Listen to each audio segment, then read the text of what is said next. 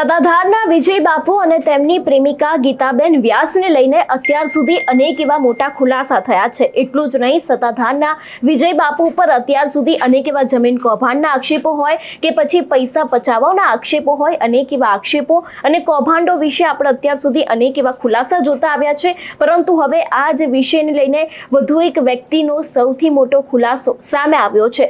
શું છે સમગ્ર વિગતો જોઈશું આજના વિડીયોમાં। નમસ્કાર, હું હંસિની અને તમે જોઈ રહ્યા છો નિર્ભય ન્યૂઝ। અત્યાર સુધી આપણે સત્તાધારના વિજય બાપુના અનેક એવા વિડીયો અને ઓડિયો સાંભળ્યા છે કે જેમાં તે ક્યાંક અપશબ્દો બોલતા હોય, ક્યાંક તો પછી જમીનની વાતો પણ કરતા હોય છે। પરંતુ હવે સત્તાધારને લઈને વધુ એક એવા વ્યક્તિ છે જેમના દ્વારા એક સૌથી મોટો ખુલાસો કરવામાં આવ્યો છે। સૌથી પહેલા તો આ વ્યક્તિને સાંભળીએ કે તે આ વિષયને લઈને ખાસ કરીને સત્તાધારના વિજય બાપુના સત્યને ઉજાગર કરતા શું કહી રહ્યા છે।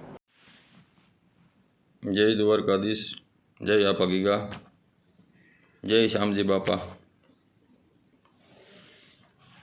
આ 2-3 વિડીયા મારા બની ગયા છે ને સેલરોમાં લગભગ સડી ગયા છે, વાયરલ કર્યા મેં। મારે તો એક આ રેકડી મિલનની રહી જાય ને એ હાટો પ્રયત્ન કરું છું। આપણે કોઈ લેના દેના નથી, મેં પહેલાં કહેતો આવું, કોઈ લેના દેના નથી। પણ વિનંતી કર્યા પછી નો કોઈ વસ્તુ થાય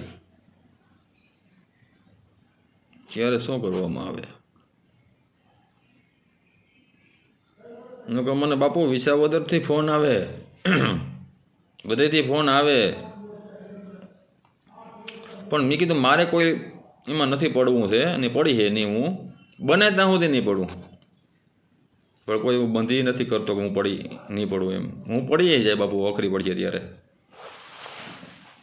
મારે આ વિડીયા મેં બાપુ બહુ જ આજે ફોન કર્યા તમારા સત્તાધારમાં, વિજય બાપુ, હજી બાપુ કહું બાપુ તમને બહુ ફોન કર્યા મેં, કોઈ જવાબ નથી આવ્યો। તમારા ઓફિસમાં નંબર મારા બ્લોકમાં નાખી દીધા, બાપુ વારે વાત કરાવું નહીં, બ્લોકમાં નાખી દીધા।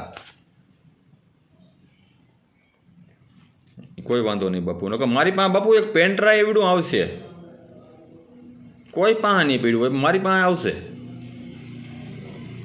ઓવડું બધું ખુલશે બાપુ।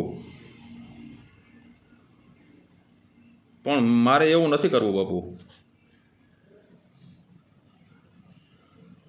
આગળના મુદ્દા, જૂના મુદ્દા બધું એક પેન્ટ્રાઈવ એવડું ખુલશે, મારી પાસે સત્તા છે બાપુ બધી। પણ નહીં, કાયદા મુજબ જ કરવાનું, કાયદા વિરોધ નહીં કરવું। મારે કોઈને હાનિ નથી કરવી, તમારી કોઈ જગ્યાની હાનિ નથી કરવી। આપા ગીગાનું નામ મોટું છે, એટલે હું એમ કહું છું બાપુ કે અમારે આવવું ના પડે ને એવું કરી દો। આવશું તો એ રસ્તો નીકળી જ જવાનો છે, નીકળી છે, પણ ત્યાં આપણે કોઈ કરવા નથી આવવું। હજી આ 2-3 વિડીયા બનાવ્યા છે એમ કે તમારા હોતી પોતે, બાકી મહાભારત જેવું ન કરો।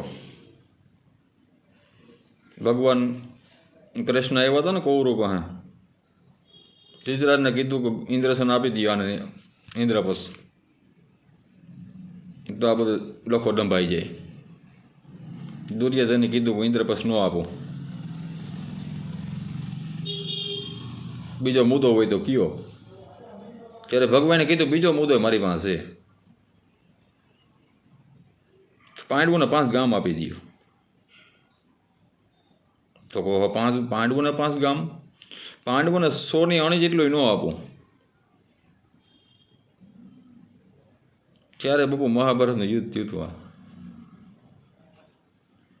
એટલે ભલે તો મહાભારતનું યુદ્ધ છે, અત્યારે આ મહાભારત નથી, પણ એક આનો બિચારોનો બાપ વિનાનો છે, એને કંઈક કરી દો ને તો ધંધો ચાલુ થઈ જાય એનો, એમ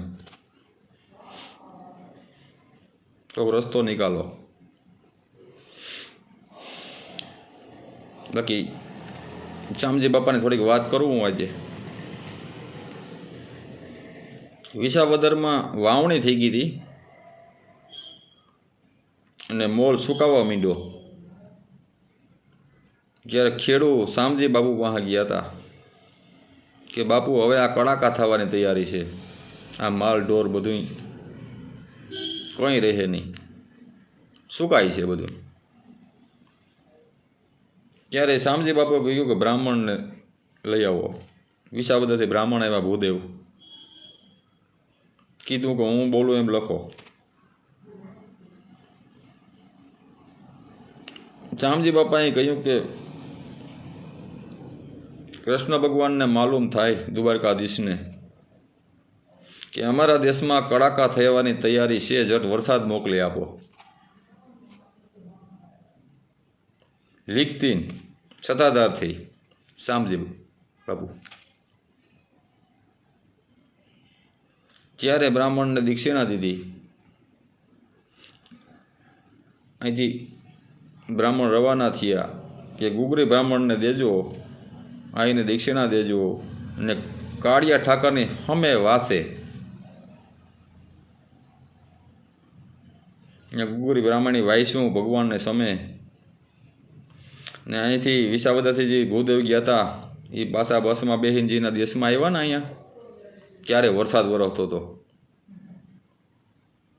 આવા સંત છે, આવા સંત થઈ ગયા છે. તો બાપુ આ કંઈક થોડોક વિચાર કરો. આ લાંબી મેટલ જાહે, રિવાજ વધતો જાહે. તો એક અમારી માગણી છે યાર, એકડી નહીં કે એને રખવી દો. એટલે કે મારા નંબર નાખું છું 95 37 88 88. કોઈ પણ ફોન કરવો હોય તો મને કરજો. હોય કોઈને પણ ધમકી આપવી હોય તો મને આપજો. હું એનાથી બીતો નથી, કારણ કે ફોન તો મને આવતા જ હોય. આવા કામ કરો એટલે ફોન આવે જ, પણ એનાથી કોઈ વસ્તુ હું બીતો નથી. એટલે ફોન કરજો. આપણે કોઈથી બીતા નથી, લેના દેના નહીં બીવાના. એટલે કે જય દ્વારકાધીશ, જય મુરલીધર, જય આપા ગીગા. જે પ્રમાણે તેમના દ્વારા એક પેનડ્રાઈવ વિશેની વાત કરવામાં આવી છે કે ખાસ કરીને વિજય બાપુનું સત્ય છે તે છુપાવવામાં આવી રહ્યું છે, અને એક પેનડ્રાઈવની અંદર છે તેવી પણ તેમના દ્વારા દરેક વાતચીત કરવામાં આવી છે. આગામી સમયમાં જોવાનું રહેશે કે સત્તાધારના વિજય બાપુ અને તેમની પ્રેમિકા ગીતાબેન વ્યાસ ઉપર જેટલા પણ આક્ષેપો લગાડવામાં આવ્યા છે એને લઈને વિજય બાપુની કોઈ પ્રતિક્રિયા સામે આવશે કે કેમ. તમારું શું માનવું છે આ વિષયને લઈને અમને કમેન્ટ કરીને ચોક્કસથી જણાવજો. તેની સાથે જ અમારી ચેનલ નિર્ભય ન્યૂઝને લાઇક, શેર અને સબસ્ક્રાઇબ કરવાનું ભૂલશો નહીં. નમસ્કાર.